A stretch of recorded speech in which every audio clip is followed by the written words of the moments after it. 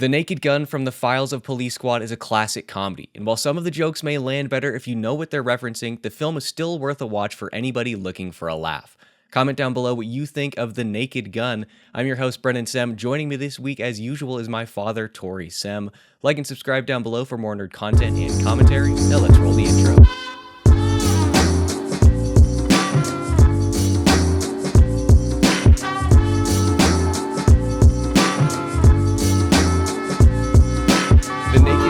The Files of the Police Squad was released in 1988, and in it, incompetent detective... I missed a word. It's okay. All right.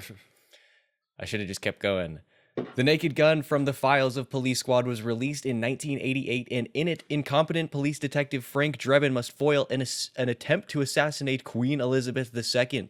The film is directed by David Zucker and written by David and Jerry Zucker, as well as Jim Abrahams, and stars Leslie Nielson, Priscilla Presley, O.J. Simpson, and George Kennedy. Now, as always, we're going to begin with a brief non-spoiler review. Dad, what are your thoughts rewatching The Naked Gun? I'm looking forward to the remake, but this is always the classic, right? This is one of those, and we talked about it a little bit. You know, Naked Gun, Airplane. All those movies have been a staple in the Sem household for years, right? Just the phrases, the sayings, the one-liners, they get repeated all the time. So when we're watching these movies, it's probably somewhat of a nostalgia thing, but it's also it's a culture thing, for us, because that's the great kind of the weird kind of family we have. So absolutely, I would say. I feel like we probably quote Airplane more than this one. But yeah, Naked Gun is one that we talk about all the time. I think it pretty much lived up to the expectation. I think we'll talk about this more in the main spoiler section of the episode. I think Airplane is probably a funnier movie, but I think this one is more intelligent. Yes. And I think that it's a fair to compare the two, obviously, because they're both Zucker brothers movies. Right. And, it's interesting, their thought process on this. Of course, the first one was, I say the first one, Airplane was an exact spoof of an airport disaster movie. I can't remember what the name of it was, but this is an exact spoof of police procedurals. It started out, when it says from the Files of Police Squad, it actually started out as a television series. And there were 6 episodes, and you say that it's more thoughtful, but the reason that the show got canceled was because the studio execs said that I think it was an ABC, it might have been ABC or CBS, but the studio execs said that people had to pay attention too much to get the humor, and it's the kind of thing where you sit and watch it and you're rewarded by watching it. By paying attention to what's going on. Definitely. I mean, similar to Airplane, there are a lot of jokes that are played out in the background. Right. Where it's like, if you're just not paying attention and you're just listening, you're going to miss some. In Airplane and in this, there was lots of like signage in the background that is just completely ridiculous. That's you supposed bet. to I think get there's laughs. one scene, not to get spoilery, but at one point he's in the kitchen pulling old stuff out of the fridge. And if you're watching towards the end of the scene, the cheese that he pulls out of the fridge is actually moving, because it's that old. So. Yeah, I like that because it's as she's walking out and he says, "You sure you don't want to stay for a bite?" Right. The cheese is moving. It was a good one. It looks like Police Squad is Paramount. Is that CBS? That's CBS, okay. I believe. Yep. Or yes. At least it is now. Mergers, acquisitions, all the things. Yeah, it was a solid. But I think from what ago. I had heard, and I never saw it on TV, but it was Leslie Nielson. None of the other cast was in there. The rest of the cast is pretty much a movie cast. Okay. But it was it was going on for, I think they only made 6 episodes. They only aired 4 on CBS and it got canceled. And then at some point later on, after the movie came out, they aired all 6 of them on like Comedy Central or something like that. But I think that makes a lot of sense. I mean, I understand. Obviously, I've never seen the show, so I don't know how it compares to the film. The film itself is pretty funny. But I do understand from like a studio point of view why you would not continue to make the series. Right. Just because of the style of comedy. But at the same time, I feel like and this is not necessarily a great comparison, but I feel like that's the same with some Monty Python sketches too. Like Right. they're obviously a lot more screwball and slapstick, I guess, but I feel like there are some comparisons there. And Monty Python is obviously heralded as like a great troupe. Right. And this one just didn't quite, like you say. I mean, and I feel like if you compare that to shows that did go on quite a while, you think of Scrubs, or something like that, that has a very specific comedy that is rewarded by knowing references or paying close attention to it. We were talking about Psych. A lot of the comedy and stuff you get from Psych is because some of the references that he's tossing out and stuff, right? And his quick little one-liners. Those kind of comedies, they do feel like they're a little bit, and of course they don't have a laugh track. Yeah. And that's the thing, is they feel like they're more of a thinking type of thing, and you got to pay attention in order to enjoy it. And those are the ones that we like. So I think something tells me if we would have seen this, we probably would have been on board with it pretty quick. Definitely. Now, I think it's time that we move into the spoiler section. But before we do, I'm going to politely ask you all to head on over to patreon.com/newwavenerds. If you like the work that we do here and want to help us make these videos look and sound even better, then that is the place to go. Keeping it short and sweet this time. Let's get into the spoiler section. I think this movie, similarly to Airplane, although it's not quite so reliant on him, Leslie Nielsen really makes this movie. I think if you have somebody else in that role, it doesn't land. Right. His dry style of comedy is just the delivery is just so good. The timing is amazing. That whole straight, I'm not the bumbling cop, I am a good cop, I just happen to bumble through things. Right? Yeah. And everything's supposed to be taken seriously. Right. And that's a different way. And again, it does have that, it's like you say, it's similar to Airplane and stuff, but they go in here and they specifically, get Leslie Nielsen, who by this time has done Airplane. We talked in Airplane how he was kind of a dramatic actor, and they brought him into Airplane. But by this time he's done Airplane. He's done the Naked Gun TV series, right? Like I said, he was in that cast and he was the lead of that show. So he's definitely got the comedy, but he's still delivering it just right. He's still delivering just good timing, just basic straight laced stuff. And it hits pretty well. Yeah, definitely. I'm struggling to think of like, the way that that the movie is carried by him is I'm having a hard time finding somebody else who could have like been in that role. Granted, I'm not as familiar with comedy actors from the 80s, but still, I find a hard time thinking of somebody who could have done it. I don't know if there's really somebody nowadays who can do it. Well, and if you think of comedy from the 80s, you're thinking of Back to School. Why am I don't know. It gets no respect. The comedian there.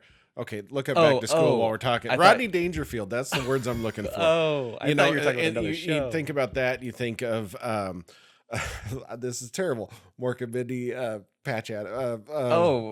Robin Williams. Okay, yeah. I'm losing it. But you think of those as comedy actors, but you don't think of Leslie Nielsen as a comedy actor. So I think that one of the main people that they were trying to get for the show, which would have probably translated to the movie, who had also worked, is that Robert Stack, and he was in Airplane. He was but he is the kind of guy who is a straight-laced kind of guy. I think we brought him up with the first Mission Impossible. But he did a similar thing in Airplane. They bring in these guys who are a little bit more straightforward and make them do funny lines, make them say funny things. And that's what they were doing. He was the captain. I was like, who is this guy? I remember the name, but I couldn't figure it out. Well, he's the captain that's down on the ground, who comes in and knows, working with oh boy, you're going to make me say more names. Sorry. I forgot his name. But anyways, yes, he's the one that's down on the ground who knows Stryker in the Airplane movies, and stuff, and he's talking to him.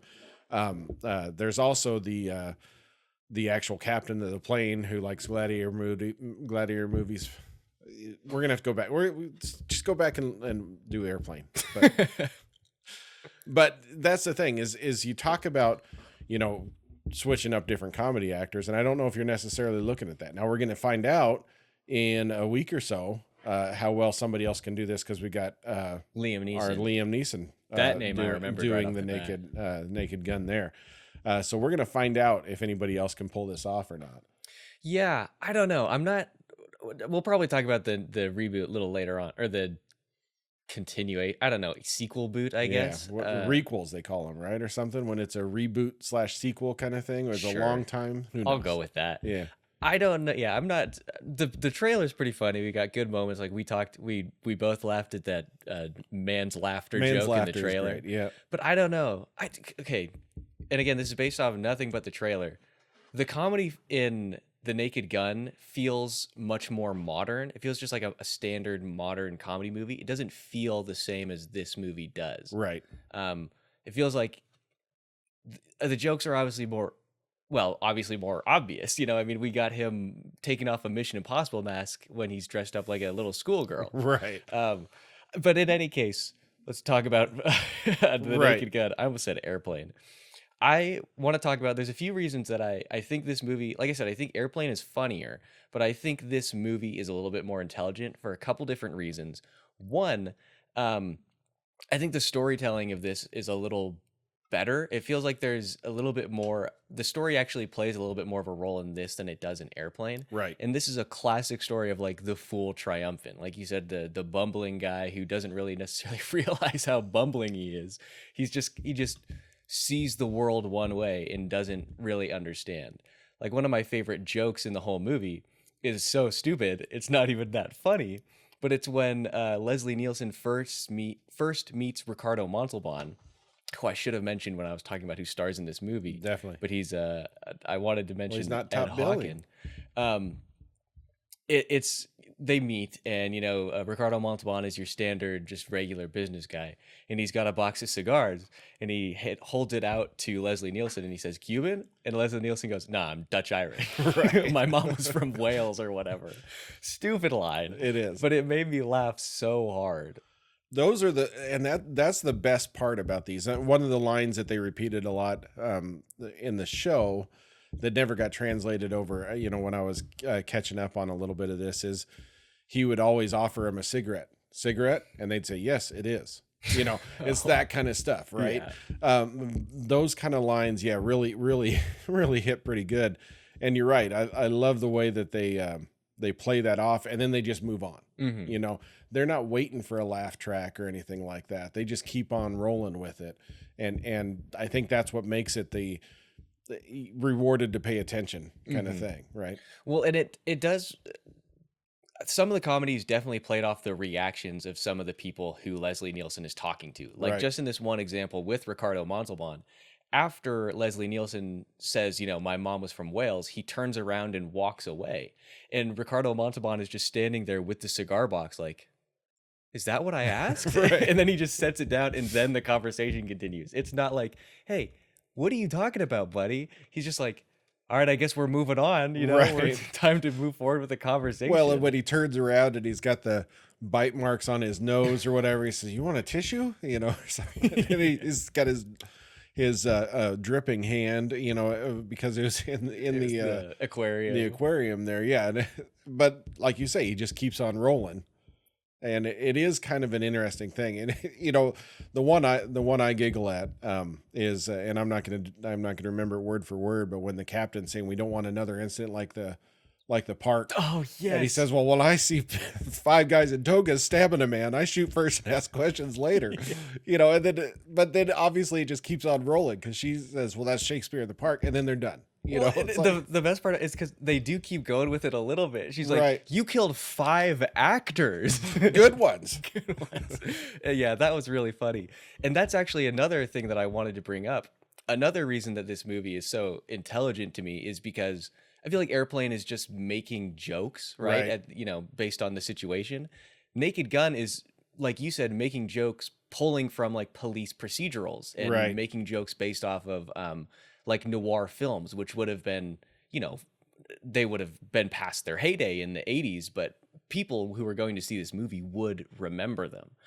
Like, for example, the Shakespeare in the Park thing is a direct rip off of the scene from Clint Eastwood's Dirty Harry, where he's talking about, I don't know, it's like drug users or people having sex at the park or something like Right. that. But it's like the same line. It's just 5 people instead of 2. You bet. And the other one that I really like is when Leslie Nielsen first meets Jane Spencer, played by Priscilla Presley.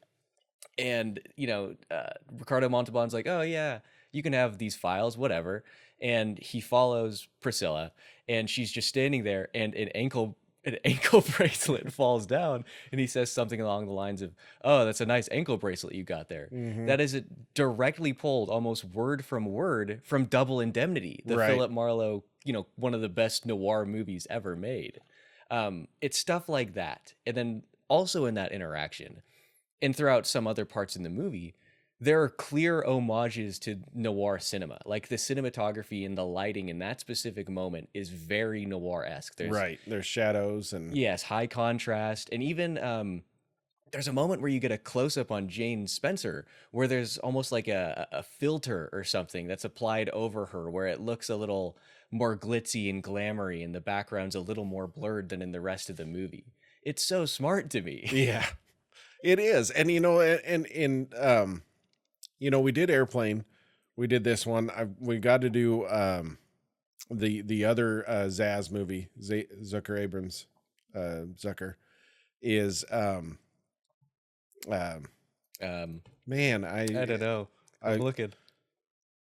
Top Secret? Yes, Top Secret, which is a play on both the old rock and roll movies and World War II movies.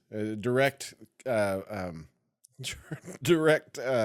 ape on the Great Escape. Oh, and that sort of thing.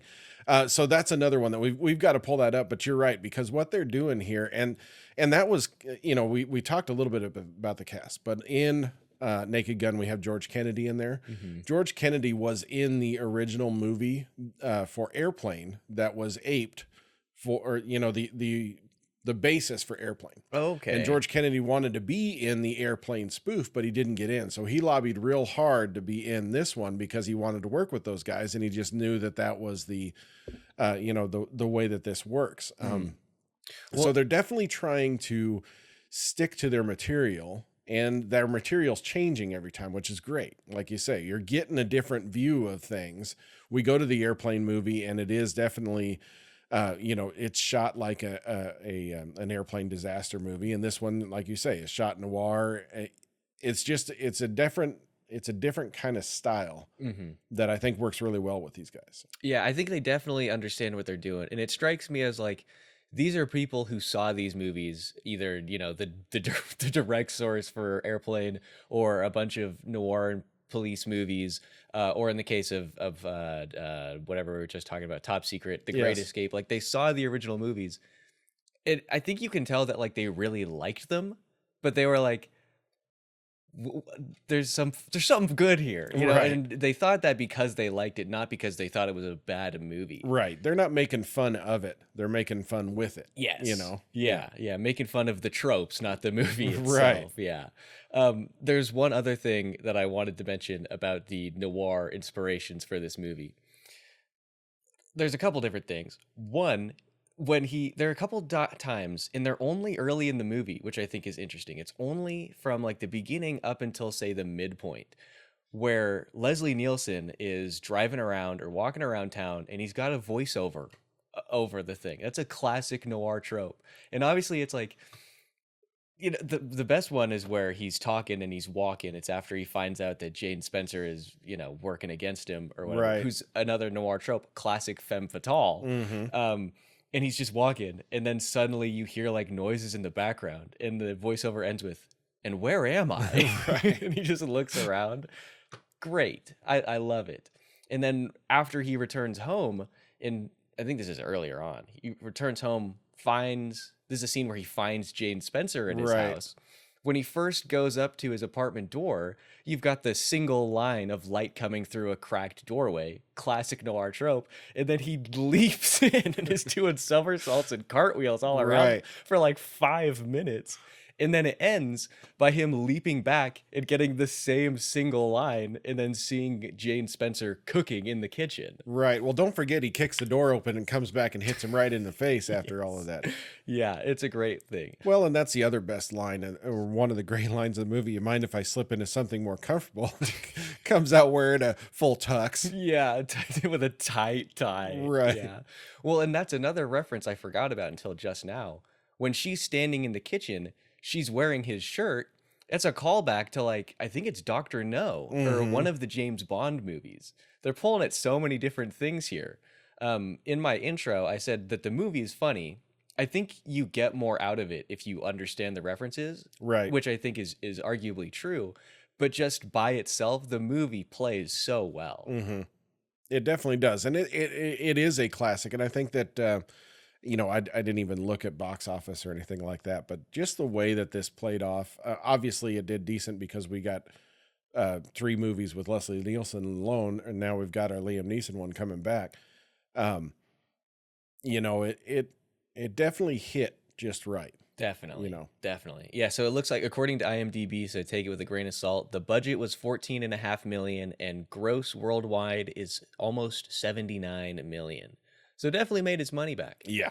Now, with those though, I do often wonder, like, how much of that is during the theater run and how much of that is in, you know, post The video market. Yeah, That's the right. thing is we're still at the stage too, where it is, you know, rent that movie and watch it over and over again, right? Or go back and rent it again or something. This is definitely the kind of movie that I could see my dad going out and grabbing and making sure he had handy to throw on, you know, when they're playing cards or something like that, because it's one that you'd want to giggle at. Yeah, you know? definitely.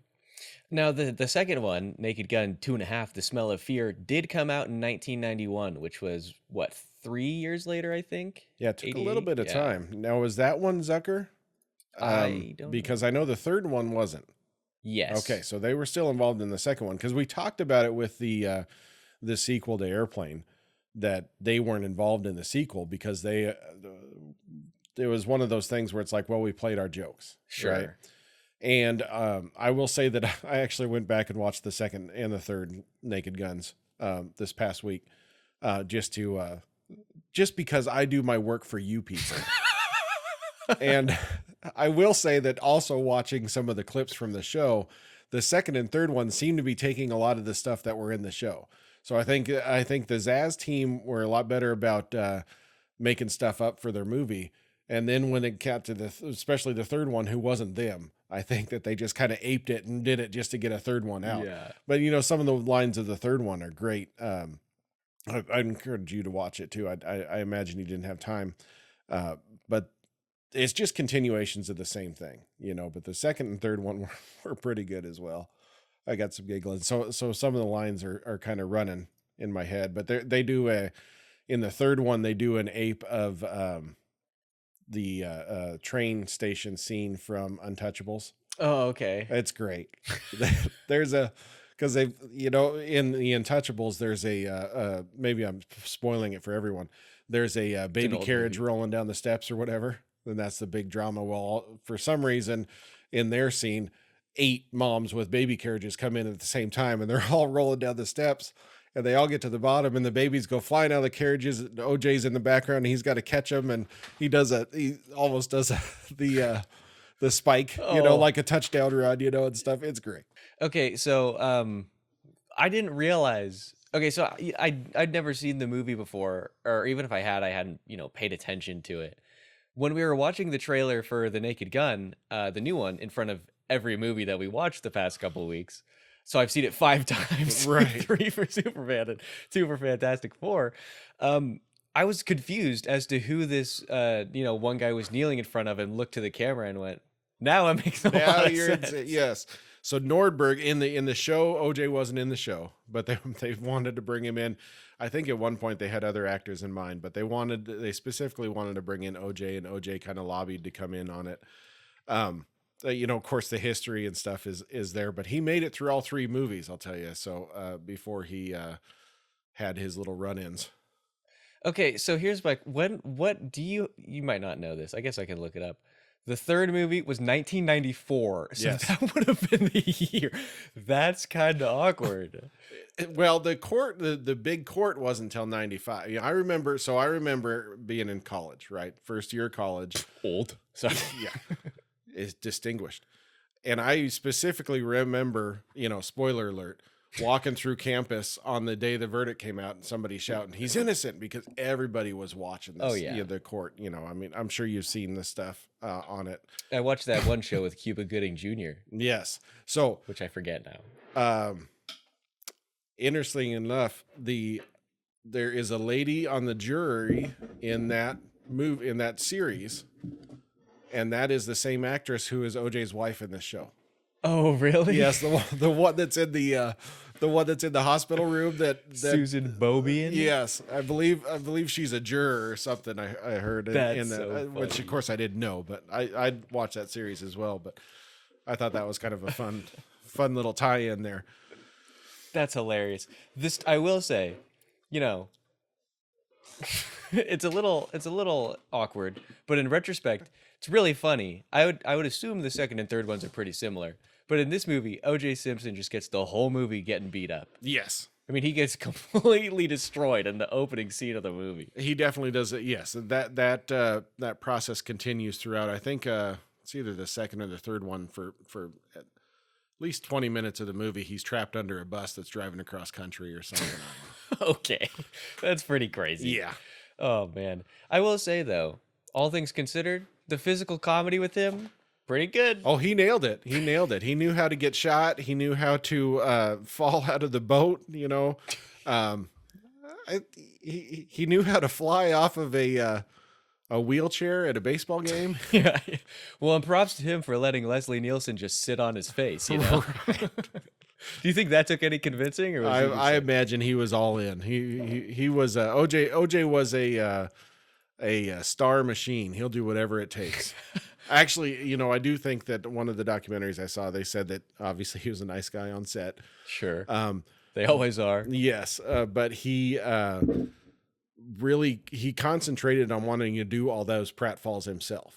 And so I mean, he worked hard to do that kind of stuff, do that physical comedy. So he was all in on it and trying hard. But yeah, that's interesting. I feel weird watching any movie with OJ in it, but I really want to watch The Towering Inferno. Oh yeah, yeah. I think that was his start, right, in acting. I think it was one of the definitely one of his earlier main things. He's seems like he's been in it a little bit. A lot of probably stunt casting on TV shows and stuff like this. But again, there you go. You've got your your disaster movie that brings in an actor. Because I think now I'm going back to the other guy, George.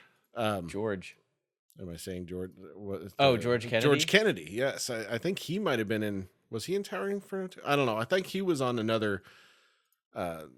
He was kind of in a lot of those shows, if I remember right, too, at that time. I will find out. Yeah, you will. This is important. But yeah, I mean, the casting of OJ, and like I say, so when it did come time, and I don't know, when it came time for the OJ trial and everything, OJ was deep, big in my mind, because and not because he was a football player, right? I knew him more as this actor on these movies that I loved. Right. Then I would have known him as a football player or anything like that. So he was in trial and you're like, no, Right. Nordberg. No. The blows keep coming. I'm like, he's got to be framed or something. Yeah.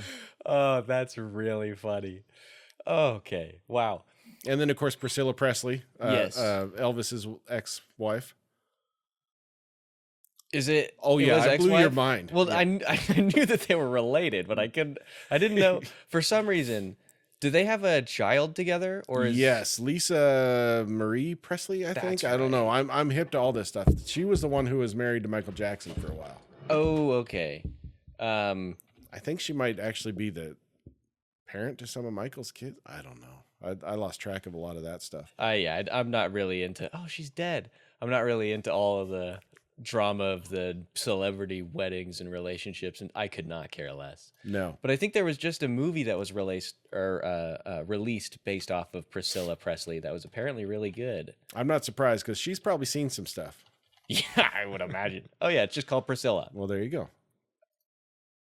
I feel like there's somebody Would in that it. come out about the same time as the Elvis movie that came out? Or the Elvis movie was last year. That was last year? Was it? I felt like that was so long ago. With our man. Fade Rotha. That's right. 22. So 22. yeah, it would So have been Elvis first, and then and then Priscilla the year after that. And fun fact, we can get back to Naked Gun in a minute here. The guy who plays Elvis in this, Jacob Elordi, is going to be playing Frankenstein in the new, or the monster in the new Frankenstein movie. Uh-huh. Is that, are they saying in the Priscilla movie that Elvis is a monster? You heard it here, folks. Commentary. Yeah, there we go. I thought so. Oh, Christopher Waltz. This got a good cast. I mean, Ralph Ineson, Christopher Waltz, Mia Goth, Oscar Isaac, Charles Dance. We got a lot of Game of Thrones people in this. Maybe they're going to fix Frankenstein. I don't know if we've got a good Frankenstein since Young Frankenstein. Oh, what a movie. I love that one. I just watched that one again at like a couple months or so ago. Werewolf. Their castle. Their castle. Okay. Classic. Yeah, I don't know if we have really gotten a good Frankenstein. I mean, they're fun ones, but none of them have. I mean, I love the book, so I'm biased a little bit. Right, and that's the thing, is the book is a lot more of a, and I haven't read the book, to be honest with you. You haven't read the first sci-fi tale ever made? I have not, and you can correct me if I'm wrong, but I thought the dad said it was a lot more hard science than you get for anything else. Sure. Right? So maybe there's some issues with adapting that a little bit that aren't quite playing off. Now, we talked Monster Squad. Yes, classic. That Frankenstein fixed everything for us. We also discussed that the Dracula, that was the best Dracula movie ever too. So I like the Gary Oldman one. It's crazy. It's really crazy. I think it's directed by Francis Ford Coppola too. Yes, it is. That's why it's crazy. Yeah, kind of a bit of a downgrade from The Godfather, but what are you gonna do? A lot of his movies after that. Speaking of the Naked Gun, I think George Kennedy was a Frankenstein. Okay, so I do want to talk about Ricardo Montalban because we've got to. I mean, these are. I feel like I could be wrong. I think this is the major nerd connection in this movie. Definitely, and he is playing it straight. He's a full on '80s cop villain. Oh yeah, you know. Oh yeah. He's so good. I love when he's taking Leslie Nielson around his office or whatever. We obviously talked about the scene with the cigars, but then he's also, he's describing all of his paintings and his sword Japanese fighting fish or whatever. So it's not swordfish. That's the ones with the big nose. But no, I know what you're talking about, and it's great how he's explaining it. And the best part is he's explaining that. He's explaining the painting that's going to get smashed. He's explaining the vases. Well, he doesn't bring that up later. It's afterwards that Frank says he was up in his office, and Jane says, "Oh, did he show you his priceless collection of vases?" But then he shows him that pin, and he says, "Impervious to everything except water." And of course, that's the first place it goes. But like you say, that's some good writing there, in that they are, I mean, maybe they're handing it to us heavy-handedly, but it's pretty fun because, again, you're rewarded for remembering, oh yeah, this, Yeah. And what happens with it and stuff. So. Yeah, it's really good. I wish we'd gotten to see, because, that scene ends with Leslie Nielsen climbing out the window because Ricardo Montalban is coming back. I would have liked to have seen the scene with his reaction after seeing his entire office burned to bits. It definitely doesn't go anywhere. No. I think, well, let's see, does the captain yell at him? Yeah, I mean, they go talk to the captain. Well, that's when he gets fired. Right. Which is, it's terrible. I would assume that there would also be an arrest coming shortly after that for arson or breaking and entering. I could be wrong, but well, I think they have a line where the lady is like, "You're lucky that Mr. Ludwig is so nice, otherwise he'd be pressing charges right now." Right, which is the villain can't be caught, but yeah, sure. I'm glad you brought up the captain though, because this is none other than the mom from The Sopranos. Oh, that's Livia. Where I recognize. It's been so long, but she was standing up. That's a great picture of her. They were standing up, giving their little speech about the Queen coming. Where Frank is in the bathroom just peeing away. Right. I was like, why does she look so familiar? That was great casting. I did not remember that. When you're watching her, she's one of those character actors that right? Mm-hmm. She's probably been in lots of other things too, but that's probably it. It's just sinking in that's who that is. Well, and she's so good in this because she's another character. even less than like Ricardo Montalban or George Kennedy. Like they react a little bit to when Frank does weird stuff. Right. Like when Ricardo Montalban's like, huh? And puts the cigars down. She does not care at all. She is straight laced. And it's Right. really funny to see the interaction there. Like we talked about the scene with the actors. She's the one who's like, you shot 5 people. Yeah, no, it's great. I man, I I don't know, dude. It's funny. One thing that I thought was funny, a bit of a recurring gag, which isn't really played up in the movie.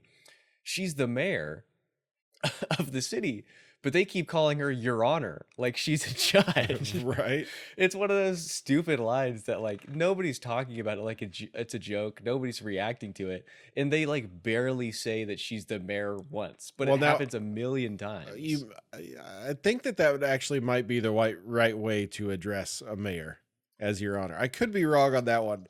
Maybe I'm thinking. Excuse me. I spelled address wrong. There's 2 D's. That's my bad. All right, all Yeah, right. the honorable mayor. Okay. Yeah. Your Honor is a thing. So there you go. So Yeah, there we go. but I love the fact that you giggled at it. So. I did. Well, because you hear Your Honor, you think judge. Right. Well, and it would make sense for her to be a judge because the judge would obviously have a lot of interplay with the cops because they're the ones who give the warrants out. Yes. So it wasn't as funny as I thought. I thought it was ruined the movie for there. me. Now Thanks. you're getting. Now it's below Willow probably. Oh man. I'm trying to think if there are any other actors. I mean, there's a actresses lot we of need to things in talk there. about. So obviously Weird Al pops in. We get our Weird Al cameo. Yeah. And he actually becomes a staple in every Naked Gun movie. He pops up, and in one of them, he's actually a criminal in the who's one of those criminals who broke free, and he's got the gun and he's going to shoot all the coppers. And Frank comes in the room and just hits him with the door, and they catch him, and stuff. But Weird Al shows up quite a bit. So Okay, that's interesting. Yeah, because I saw that and I was like, Weird Al was popular in the 80s? In my head, he was always like a 90s and sort of early like 2000s guy. I didn't realize he was making music way back then. I think he got his start on the Dr. Demento show. I think it was on. Have you watched the Weird Al show? I didn't even know it existed. Oh, there's a just recently Harry Potter. Daniel Radcliffe. Daniel Radcliffe is Weird Al, and he yeah. does a pretty good job. And of course, the show is a Weird Al show, in that is that 97, 98. no, that's so. a TV show. Go back a little bit. There was recently a biography. I know with Daniel Radcliffe. Yeah. The Al Yankovic, and I think it's on. Yeah, I think it was a Roku show, so you got access to it. You should give that one to watch. It's decent. I don't know. It'll show you everything you need to know about Weird Al. Well, which yeah, I'm sure it's entirely truthful, just like a real Weird Al song. Yes, of course. Well, and there's been a massive gap in my knowledge of Weird Al for years. It's important. It's an important pop culture. Maybe we'll do a My Father Before Me, where we go through all the Weird Al discographies. Oh, that sounds because like there's fun. some good stuff there. Not only his parody songs, but there's some good songs out there. So. He does songs that aren't parodies? Yes. Oh, because the only ones that I know are the Yoda one, Eat It. Well, yes, though the parodies. There's Eat It. There's Fat. I'm Fat instead of I'm Bad. He did a lot of Michael Jackson. The Amish Paradise, I think, isn't that one of his biggest ones? There's one song that I love, and I'll recommend this one for everybody. But it's I think it's "Those Were the Good Old Days" or something. That's the hook from the song, and I don't know I can't remember what the title of the song is, but it was on a Weird Al album I had, and it's not a parody of a specific song. It's a great original. Oh, okay. Yeah, sure. I mean, I did looking at some of these. I definitely know some of these names. I mean, you White mentioned and Nerdy, Amish Paradise. Yeah, White and Nerdy, Poker Face, of course. There was one that I just saw where I was like, oh, I didn't even realize that was a Weird Al song, but now I can't find it. My Baloney, I know that one. Yeah. Like a Surgeon, I only know that one because of How I Met Your Mother, if you can imagine. Imagine that. Ooh, another one, Rides the Bus. There's your Queen song. Oh, yes. No, I can't find it. I know I saw it here just a second ago. I don't know. In any case. Well, and we go all the way back to a previous My Father Before Me where we discussed the Transformers movie and the Dare to Be Stupid. That's the one. Yes. Where is that on here? Yeah, it's over there to the right. There it is. Yes. Okay. I saw it. My phone is covering it. Okay. That was going to irritate me so much. Oh, I thought I was going crazy for a minute there. So there's an old My Father Before Me reference. So we were talking about that on the Transformers episode? Yeah, because remember they go on the trash planet. The Transformers go on the trash planet and they have that song. Oh, yeah. With the robots who only talk in commercials and stuff. Oh, God, man. I really forgot all that movie. Every once in a while, I'll think of Rodimus Prime, just out of nowhere. Just, I don't know, man. Unicron, what a homie. That's right. I still can't believe he was voiced by Orson Welles, of all people. It was like his final role, I think. Did we? I think we discussed it. It was like his last role or something. And what a way to go out. Definitely Oscar worthy, if I had to say. At some point, I know that he's credited as saying he had no idea what he was doing. They just put a microphone in front of him and told him to say these things. So. Well, of course. Yeah, it's right up there. Yeah. Because, yeah, when did he die? 85. Yeah, because he died during the post-production for... That can't be right. What?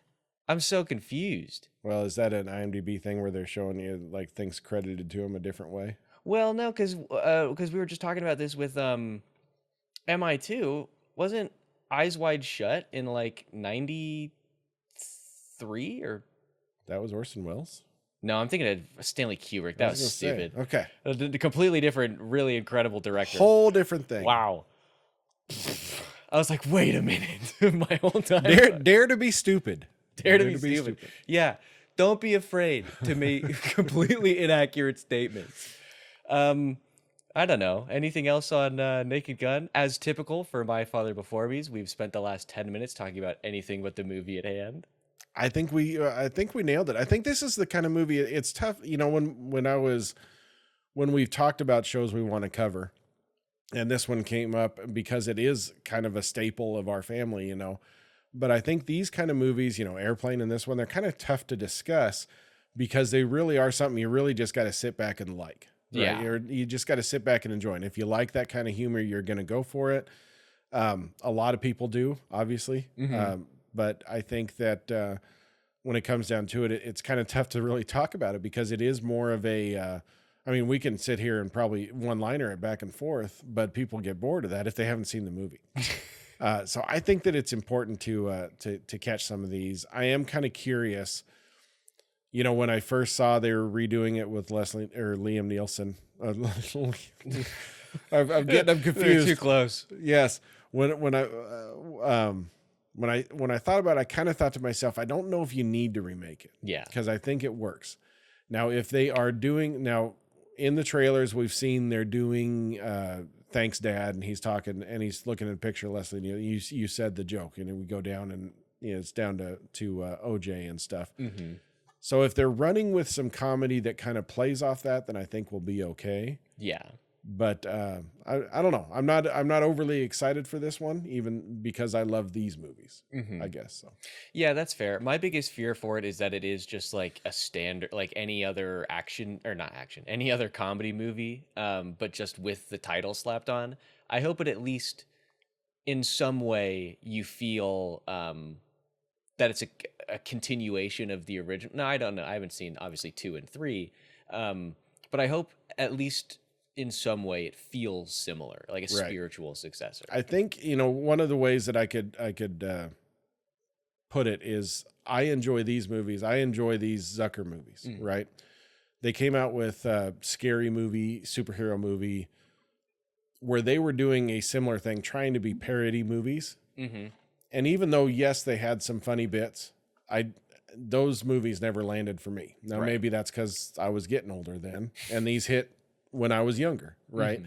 Mm-hmm. But I think these are I don't know. I just think that these are better than those. Something about them is just better. And maybe that's just old man talk because, you know, back in my day it was better. But I think, so that's what makes me nervous, I guess, about a reboot of Naked Gun.